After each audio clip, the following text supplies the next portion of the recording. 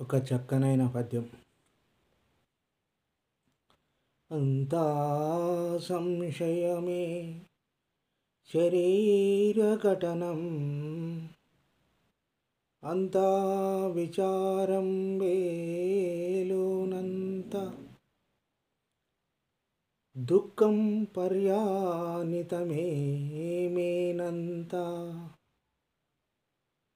భయభ్రాంతమే అంతా, నాంత శరీర శోషణమే,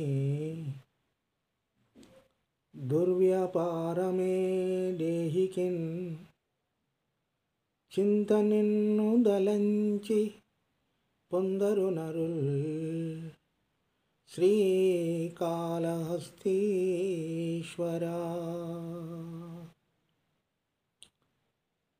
సర్వేశ్వర, ఈ వసుధపై శరీరధారులందరికీ సర్వము సందేహం.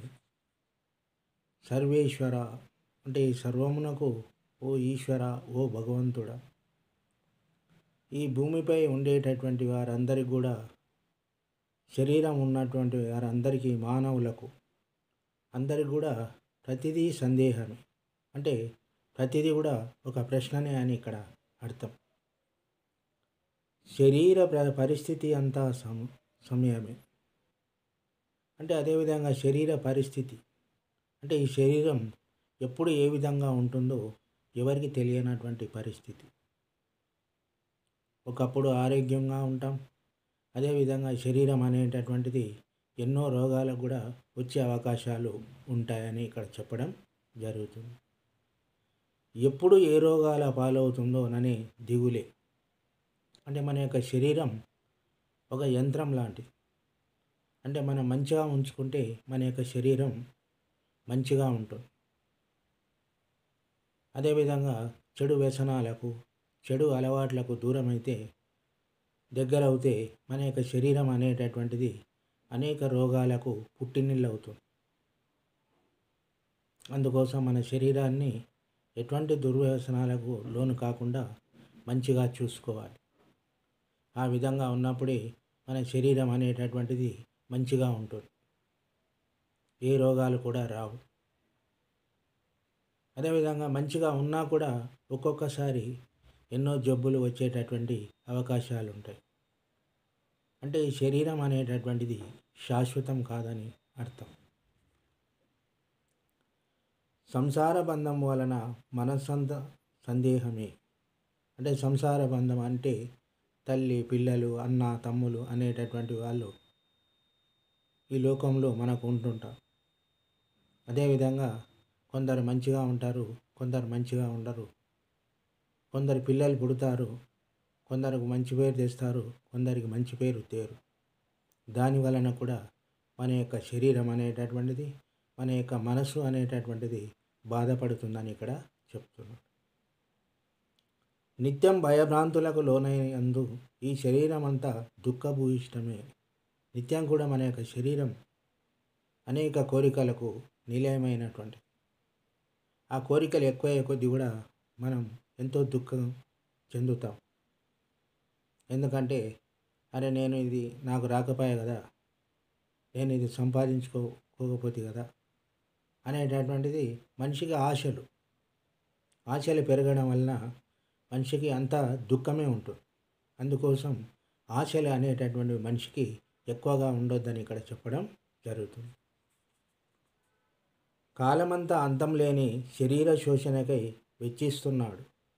చేయు పనులేనియు చెడు పనులే ఉపయోగమేమి లేని వీడినట్లు తన జీవితమంతా దుర్వ్యాపారంలో పడి కొట్టుకుపోతున్నాడు. అదేవిధంగా మంచి పనులు చేయకుండా మనిషి ఎక్కువగా చెడు వ్యసనాలకు లోను కావడం, అదేవిధంగా మంది ఆస్తులు, సంపాదనలు కావాలనేటటువంటి ఆశలు ఎక్కువైనాయి. అందువలన అనేక రోగాలకు, అనేక దుఃఖాలకు మనిషి గురి కావడం జరుగుతుంది. అంటే మన మనసును అనేటటువంటిది అదుపులో ఉంచుకోవాలి. మనసు అదుపు తప్పితే మనం ఏమి చేయలేనటువంటి పరిస్థితి. అందుకోసం మనకు ఏ విధమైనటువంటి కోరికలు ఎక్కువగా ఉండొద్దు. అంటే మంది ఆస్తులు కావాలి, మంది సొమ్ములు కావాలి, వేరే వాళ్ళు సంపాదిస్తే అది నాకంటే బాగుండు అనేటటువంటివి, ఇవి అసూయ వలన మానవుడు అనేటటువంటి వాడు వెనక్కి వెళ్ళిపోవడం జరుగుతుంది. అనేక రోగాలకు గురి అవుతున్నాడు. నిన్ను చేరు మార్గమును భగవంతుడా నిన్ను చేరాలి అనేటటువంటి కోరిక మాకు ఉన్నది. అంటే ఆ కోరిక మానవులు ఎక్కువగా ఆలోచించడం లేదు. అంటే భగవంతుడు కావాలి మాకు, భగవంతుని పూజించాలి, భగవంతుని వేడుకోవాలి అనే ఆలోచనలు, నిజమైనటువంటి ప్రేమ అభిమానాలు మానవులకు లేకుండా పోతున్నాయి. మనిషికి కావలసిందల్లా ఆస్తిపాస్తులు, అంతస్తులు, అంతేకాని ఇంకేవి లేకున్నా సరే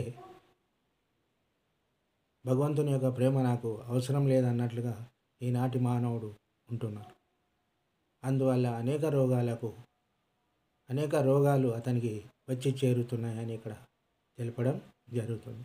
అంటే దీనిలో ముఖ్యంగా ఏదంటే, మానవుడు అనేటటువంటి వాడు ఈ యొక్క నీచమైనటువంటి కోరికలు లేకుండా భగవంతుని మీదనే ధ్యానం చేస్తూ, భగవంతుని ధ్యానిస్తూ, అతన్నే స్మరిస్తూ ఉంటే భగవంతుడే మనకు అన్నీ అందిస్తాడు. ఇది దీని యొక్క భావం.